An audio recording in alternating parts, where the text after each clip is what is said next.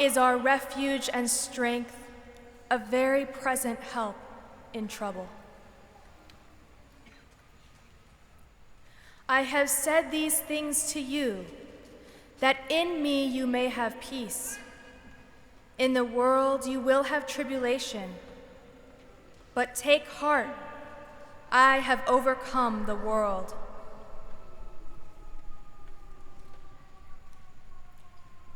If Allah helps you, none can overcome you.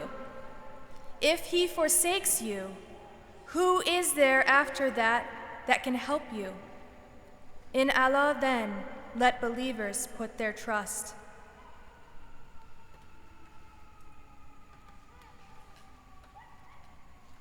Is there any remover of difficulties save God? Say, praise be God, he is God. All are his servants, and all abide by his bidding.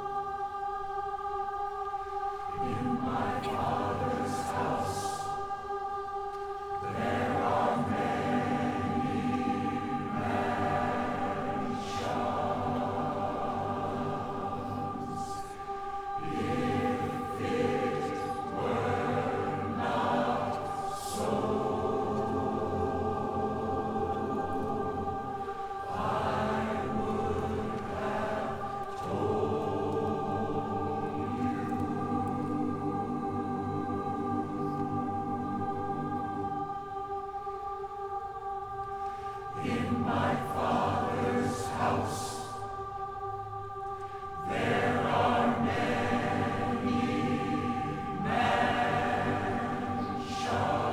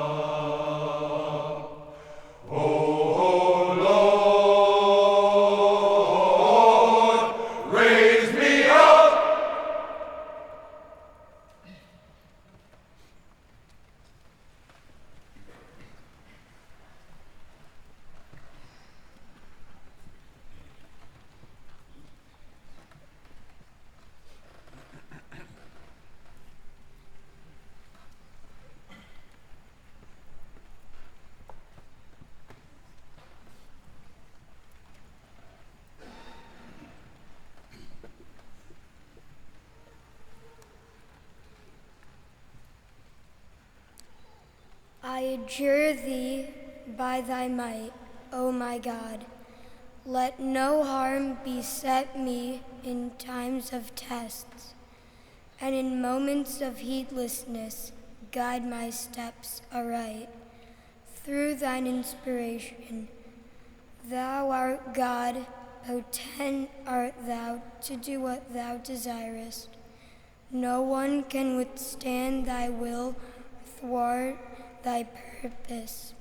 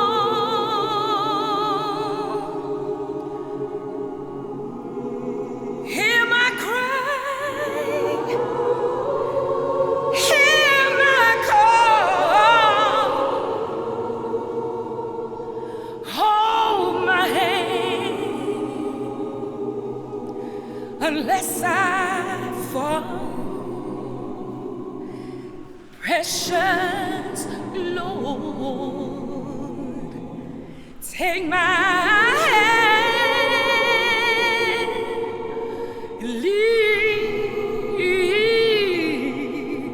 lead me on.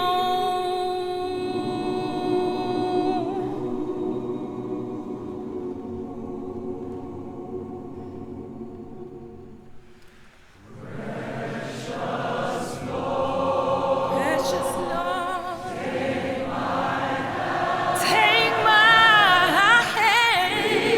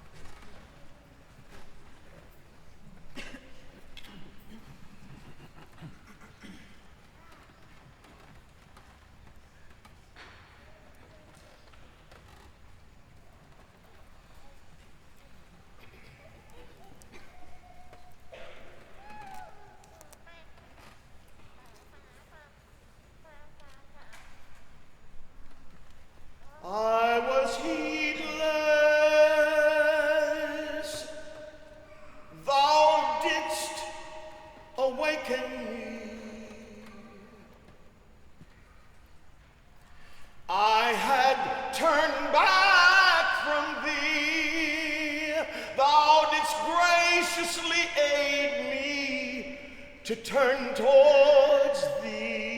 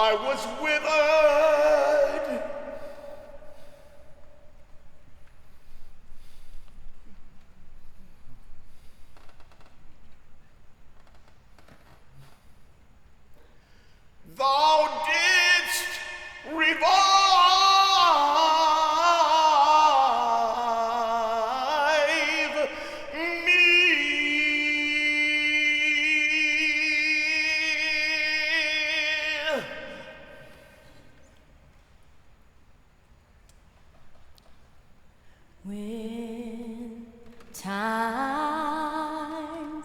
get rough, and my soul has lost its fire, I turn to my God, my adored one, my desire. And when times get rough, and my candle has lost its flame, I turn to my God, and I call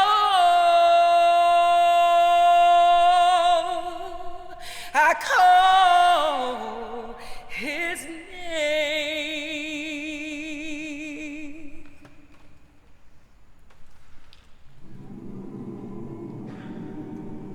My God, my adored one, my King, my desire.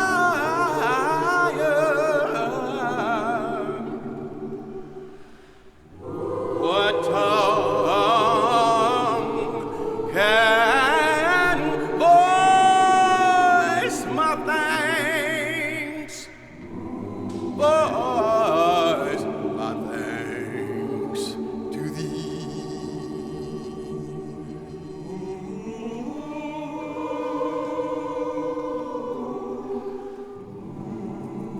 My God, my adored one, my King, my desire.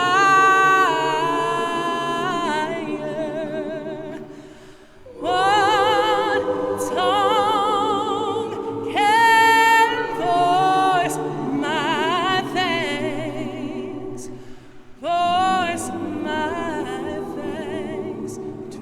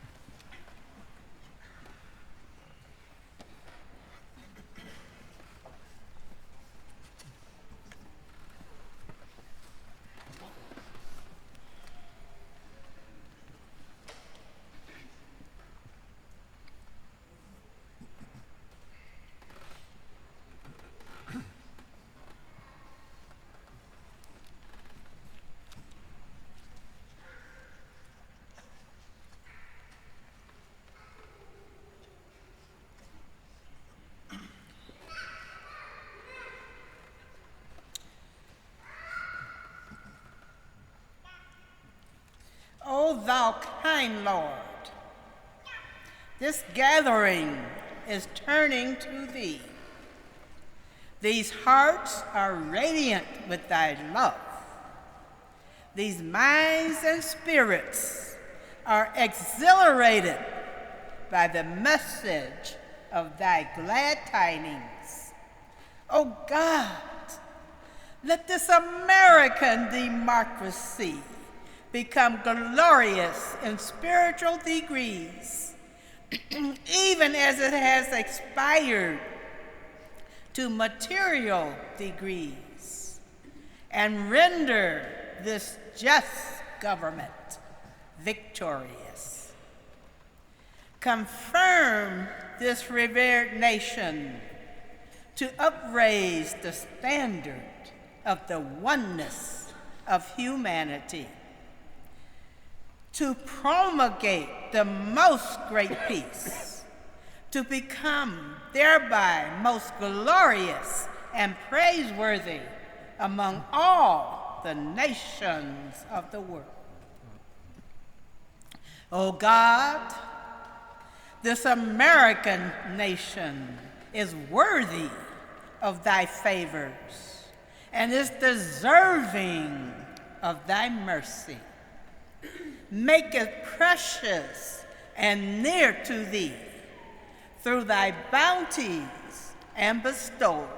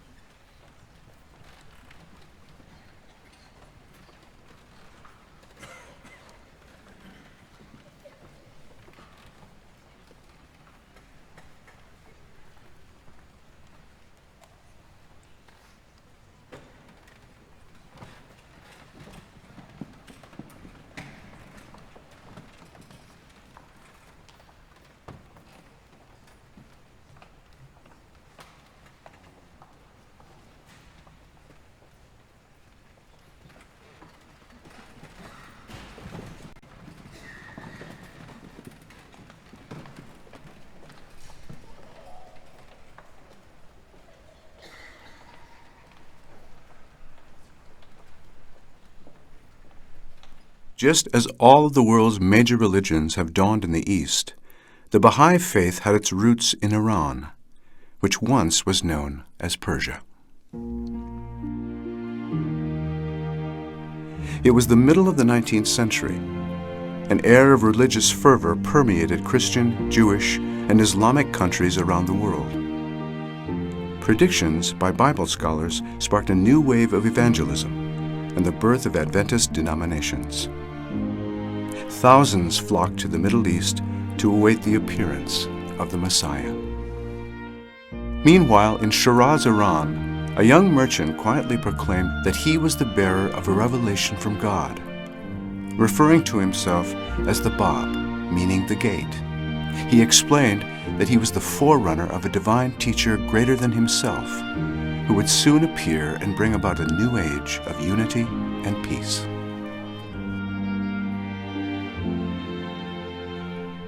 The Bab's spiritual and moral teachings spread rapidly throughout Persian society. He promoted the upliftment of women and the poor, and encouraged universal education and the study of science, themes considered radical in a society still steeped in centuries-old traditions.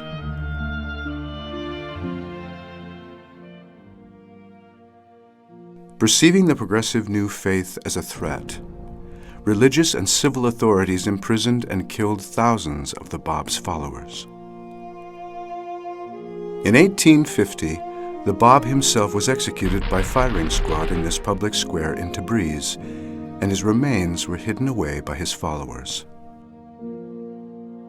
In 1852, in Tehran, one of the most courageous supporters of the Bab, a nobleman named Mirza Hussein Ali, was arrested, tortured, and cast into a subterranean dungeon known as the Black Pit.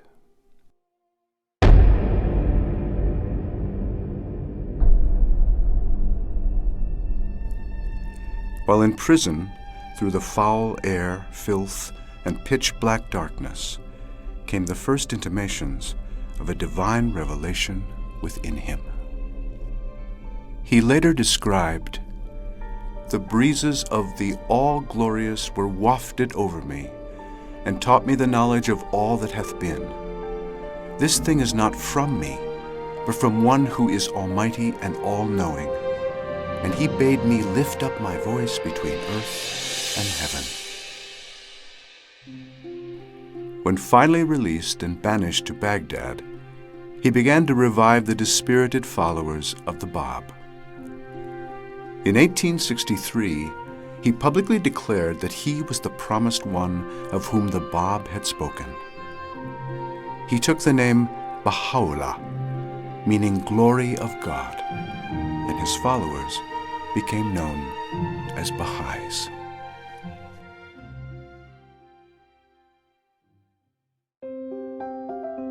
Bahá'í houses of worship all have 9 sides, 9 doors, and 9 gardens. The number 9, the highest single digit, represents unity, perfection, and completion. The building's majestic dome calls to mind God's grace sheltering all people. The symbol at the top of the dome is an arrangement of the Arabic words, Ya Baha'u'llah, a prayer or invocation meaning O glory of the all-glorious.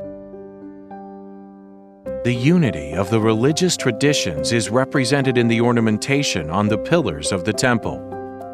Symbols include the Christian cross, the Star of David, the Star and Crescent Moon of Islam, the hooked cross of Hindu, Buddhist, and ancient Native American traditions, and the 9-pointed star of the Baha'i faith. 9 inscriptions from the writings of Baha'u'llah are carved above the building's entrances and in the alcoves of the auditorium, attesting to the unity of religion and its power to transform the human character. O rich ones on earth, the poor in your midst are my trust. Guard ye my trust. Blessed is the spot. Baha'is have no clergy, and the house and sermons or lectures are not permitted in the auditorium. Devotional services include prayer, meditation, the reading of sacred scriptures of the Baha'i faith and other religions, and often music by soloists and a cappella choir. To Baha'is, worship means more than prayer and meditation. Baha'u'llah said that any work done in a spirit of service is a form of prayer.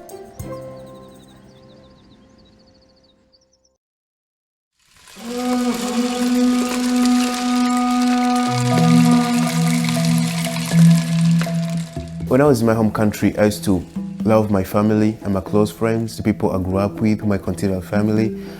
I would have done anything for them. But I never thought about serving strangers, helping a stranger in the street, somebody I'm not gonna ever see again in my life, somebody I don't expect anything from him.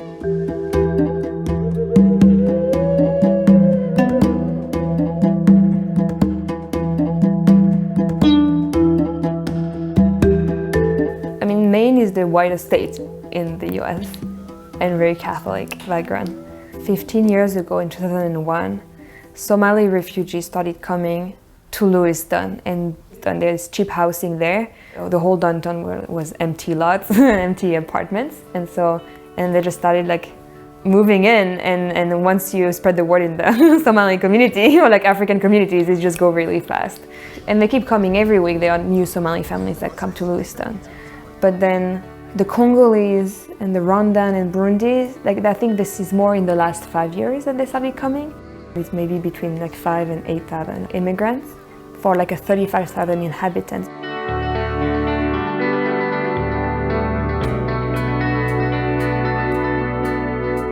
I would say the biggest challenge was leaving my family, because they're the people I've been living with my entire life. I struggled a lot at school because I didn't know the language. I came here when I was 10. So I never went to school, so I started at 6th grade. So I really had to overcome learning the language, trying to fit in with others. Getting to an environment where you don't know anybody, you got language barriers, you cannot ask a teacher what you don't understand. School barriers also, because I was doing very well in school, and from one day to another you go in school where you don't understand what the teacher is telling you. I think it affected me mentally in the way I wasn't feeling comfortable. It's much harder for them to adjust to a life here that it's not a village setting. It's not, also if you've been in a refugee camp, you didn't necessarily work or you didn't go to school.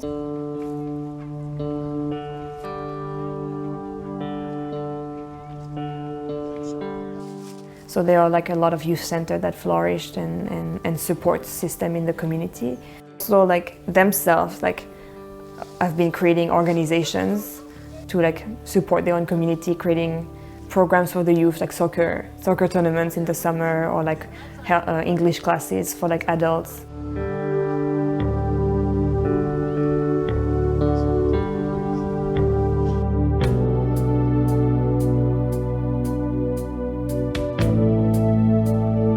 There's no way back for these families, and what they crave is a shelter and a safe space, and I think they found it in Lewiston, and they're very grateful for Lewiston.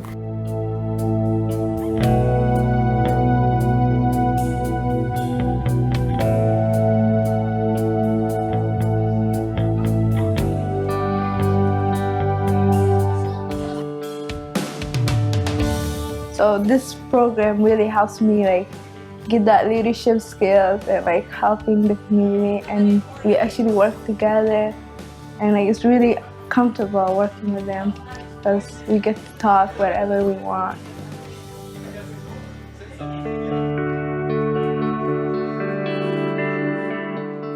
They were talking about spiritual stuff and I didn't know what it was, so I wanted to know, praying together, so I really like that. Because in my religion, we pray every day, 5 times a day. So praying is really important to me. We read stories, and in those stories, our youth will learn how the characters in the stories have these wonderful virtues, such as being patient, loving, forgiving, which will internally reflect their life and see how the youth will use what they learn from these stories in their own personal lives.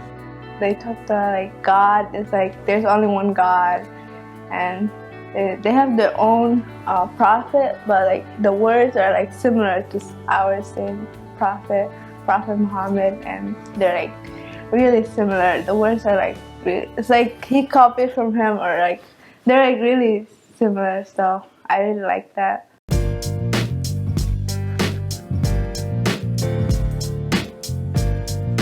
We live in a really life. Can you imagine? We do every day. Like if they need something, if you need something, we have to together. We go to shop together. We go to play together. We go to the movie. It does not matter where you're from, where you've been, or what race you are, what religion you are. It's about the fact that you want to help others in your community and the world.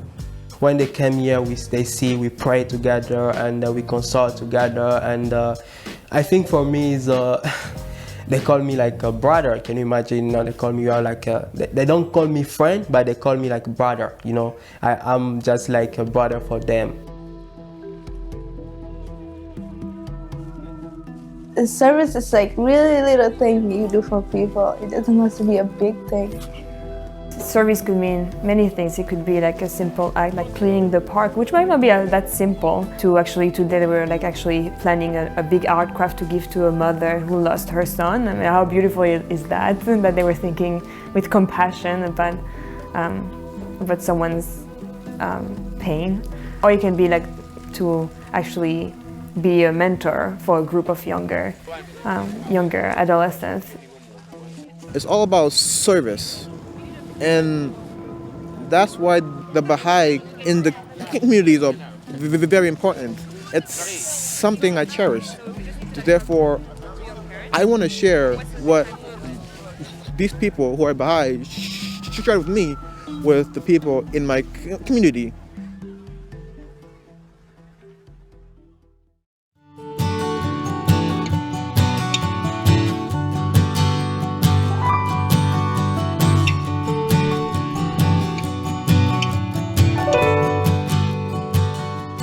So I had a very good experience with the Baha'i Club in my college, and it was a kind of community that I want to continue being a part of when I moved to Madison. I think it was mostly because of the spiritual wavelength and the relationship that the Baha'i Club was seeking with the world or the community, pretty much of a culture of seeking to improve yourself. Not at the expense of anyone else, but rather at the benefit of the community, but also kind of creating a way so that you can receive love from the people around you and the community around you.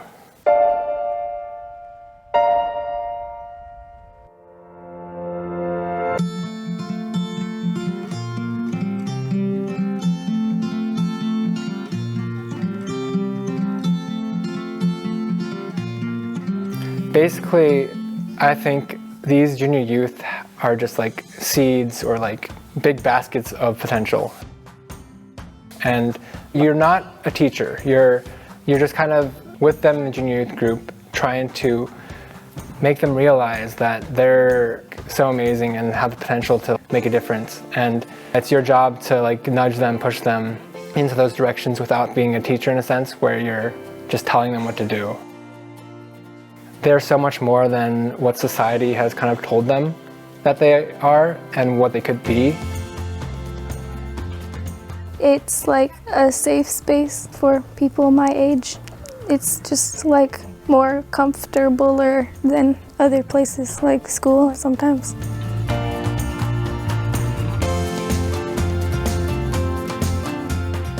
I go to work with people that probably cannot even relate to like the culture that is in the neighborhood around Meadowood. The thing about Madison is it's structured in such a way where the areas that are poorer seem to be in these small pockets that no one really notices. I feel like a lot of people don't even know that there are these little pockets that really do need people supporting them or like helping out in any way. knowing that the community exists at all has been kind of shocking for me because I didn't know about it before I started doing the outreach with the junior youth program.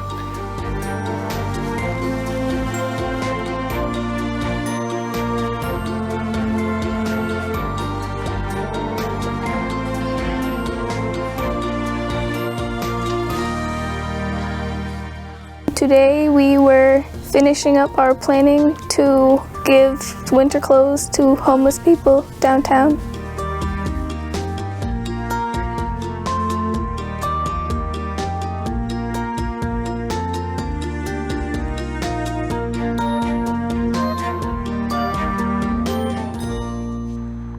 So they decided they wanted to focus on the downtown. They wanted, yeah. And then, so yeah. Cool. Okay. So, okay. Well, I think downtown was your best thing to Okay. do. I think that's where it needs the most. Yeah. You know, because for them to go and see how people live and where they stay. I was homeless, and I know what it feels not to have a place to go to. Yeah, it gives perspective. And there's even junior youth, you know, themselves who've been in between homes and things, and like they have a very personal like connection to that experience.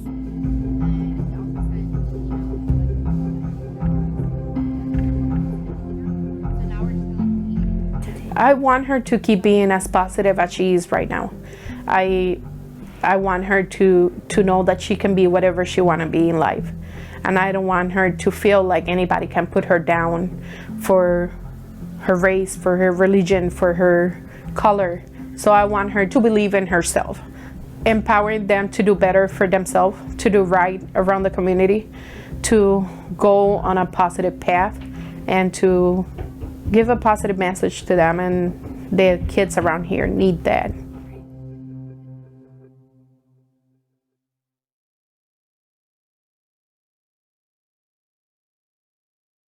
Just as all of the world's major religions have dawned in the East, the Baha'i faith had its roots in Iran, which followers multiplied.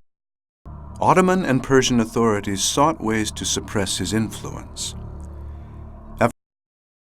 They mounted campaigns to harass and discredit him. Eventually, he received an invitation to meet with the Grand Vizier of the Ottoman Empire in Istanbul, and thus began the next stage of his exile. He was exiled first to Istanbul, then to Adrianople.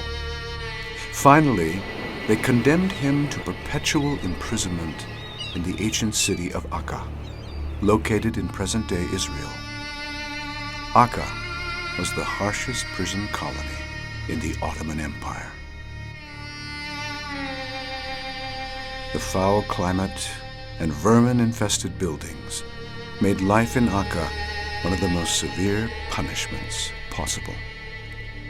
Arriving in 1868, Baha'u'llah was confined in the citadel, along with some 70 followers and family members who had been exiled with him. While in the prison city of Akka, Baha'u'llah wrote many of his important works, addressing the kings and rulers of his day, and explaining the laws and principles of his religion. For one who spent most of his life in prison and exile, he revealed a profound global perspective when he wrote, "It is not for him to pride himself who loveth his own country, but rather for him who loveth the whole world. The earth is but one country, and mankind its citizens." Impressed by Baha'u'llah's character, the local authorities eventually relaxed the conditions of his imprisonment, and he moved a short distance north to Baji, where he spent the remaining 12 years of his life. During this time, he made several visits to Mount Carmel, which is in Haifa, Israel. In 1891, from a spot marked by a distinctive circle of cypress trees, he chose a permanent resting place for the Bab on Mount Carmel. Baha'u'llah passed away in 1892.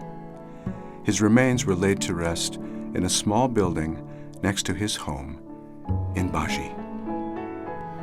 This shrine of Baha'u'llah and the shrine of the Bab on Mount Carmel are places of pilgrimage for Baha'is around the world.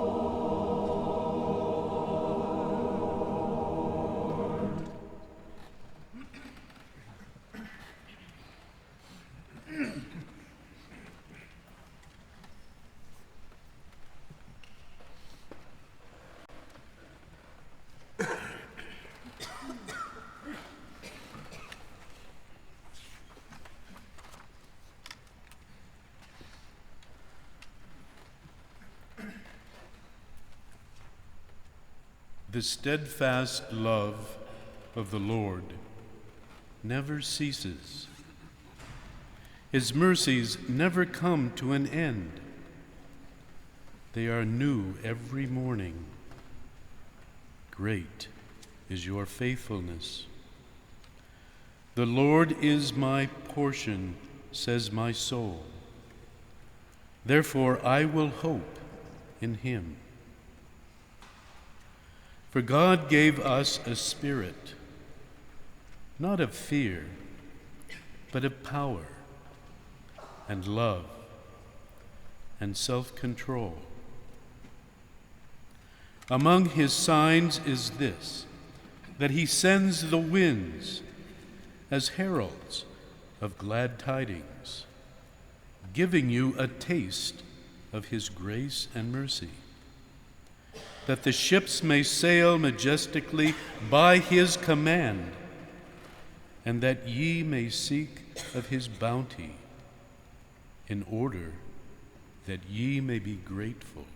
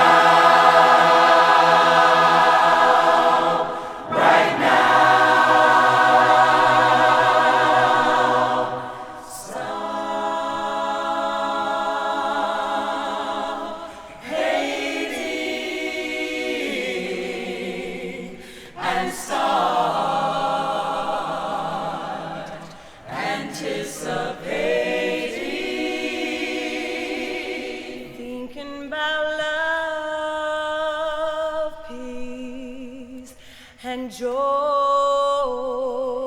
Joy to the world. If we ever needed one world,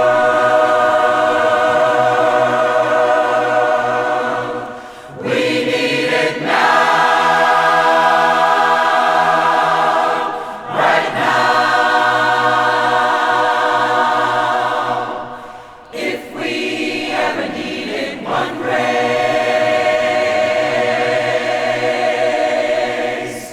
we need it now. Right now. Stop all this killing and start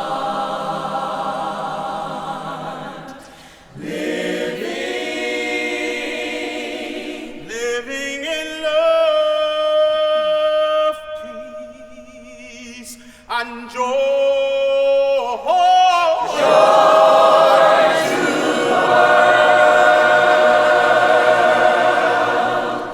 If we ever needed one God, we need it now. Right now.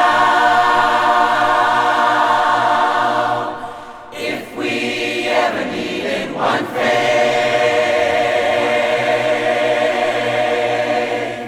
we need it now. Right now. Stop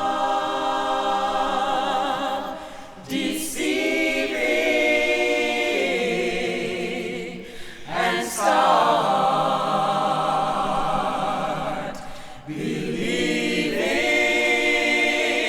believing in one God and one faith and one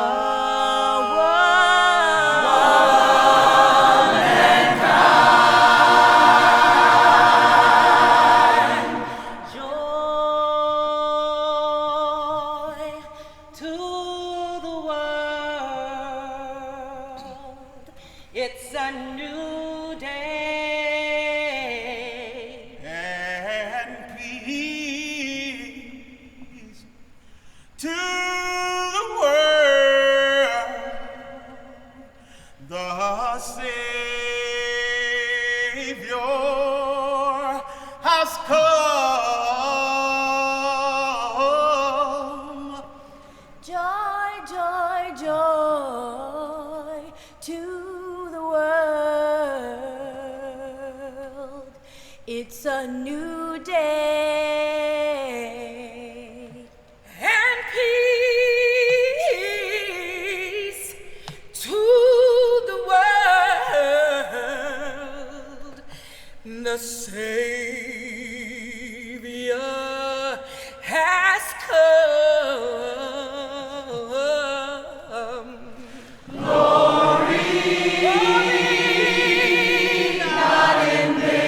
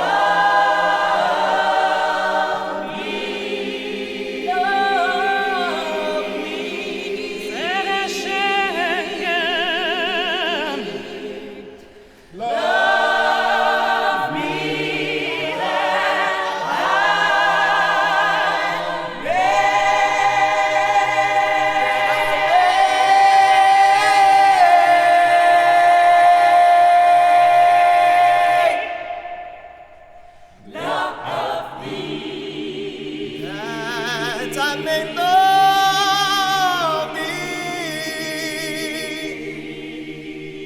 Que yo te ame.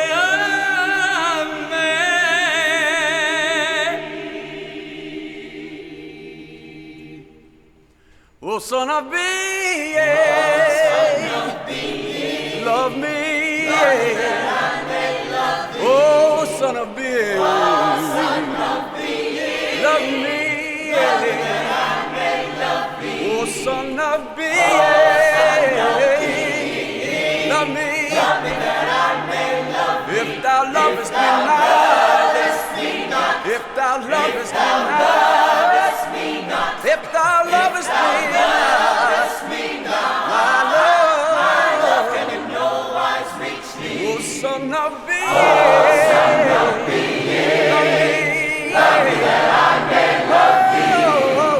Oh, son of B, love me that I may love thee. Oh, son of B, love me that I may love thee. If thou lovest me not, if thou lovest me not, if thou lovest me not, my love can in no wise reach thee. Oh, son of B, love me that I may love thee. Oh, son of B, love me that I may love thee. Oh, son of B, love me that I may love thee. If thou lovest me not, if thou lovest me not, if thou lovest me not, my love can in no wise reach thee. If thou lovest me not, if thou lovest me not, if thou lovest me not, my love can in no wise reach thee.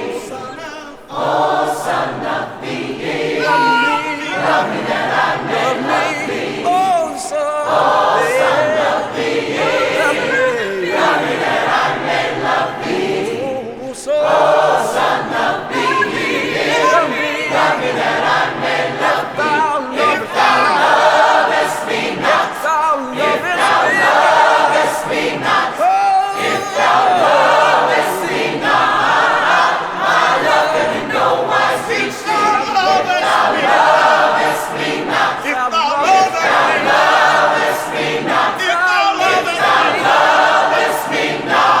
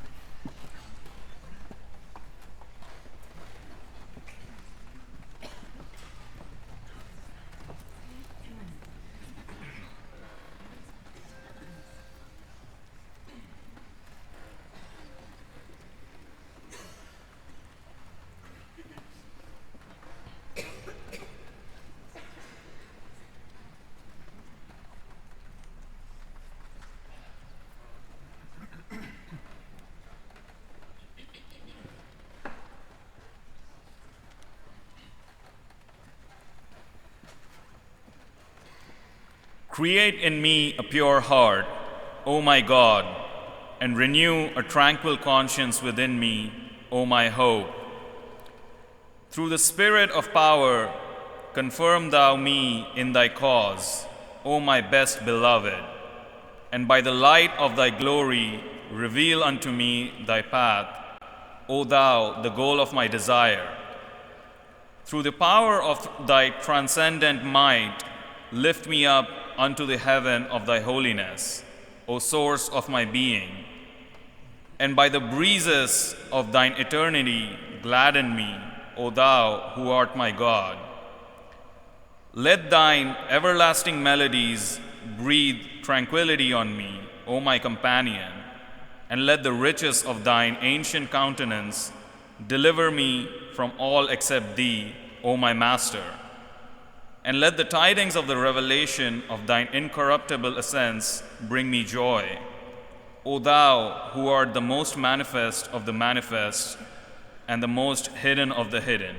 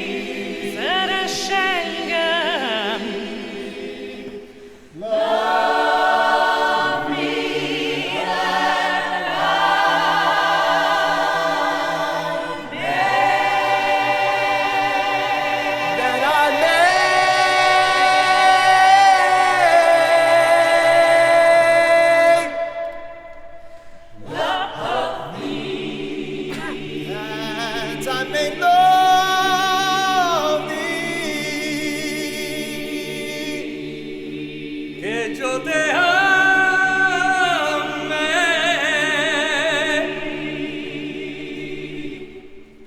Oh, son of being, oh, son of being, love me, oh, son of being, love me, love me that I may love thee. Oh, son of being, oh, son of being, love me that I may love thee. Oh, if thou lovest me not, if thou lovest me not, if thou lovest me not, my love can in no wise reach thee. Son of being, oh, son of being, love me that I may love thee.